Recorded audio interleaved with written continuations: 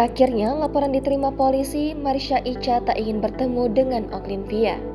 Laporannya terhadap Oklin-Via diterima polisi, selebgram Marsha Icha kini tak ingin bertemu dengan sang TikToker. Diketahui sebelumnya, publik sempat dibuat geger dengan konten yang dibuat Oklin-Via di media sosialnya beberapa waktu lalu.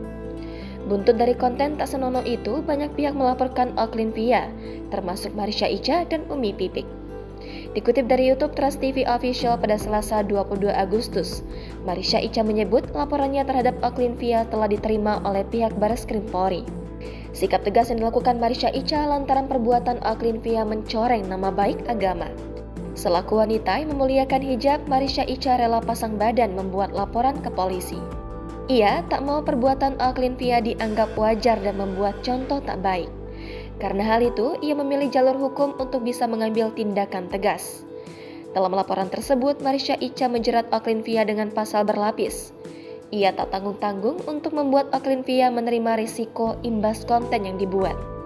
Diungkap Marsha Icha, Oklin-Via dijerat Undang-Undang ITE Pasal 27 Ayat 1, Pasal 4 Junto 29, Pasal 8 Junto 34, dan Pasal 10.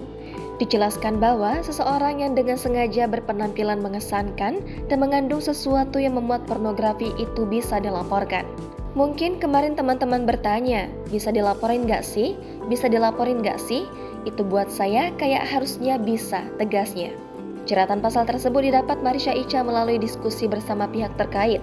Walaupun bersikeras melaporkan Oklin-Via, Marsha Icha mengaku ogah bertemu pembuat konten makan es krim. Ia hanya menginginkan Oklin-Via bertanggung jawab atas apa yang sudah diperbuatnya. Selain memberi efek jera untuk Oklin-Via, Marsha Icha berniat memberantas wanita yang kerap melakukan konten tak senonoh tersebut. Ia tak ingin citra wanita muslimah tercoreng hanya karena perbuatan oknum tertentu.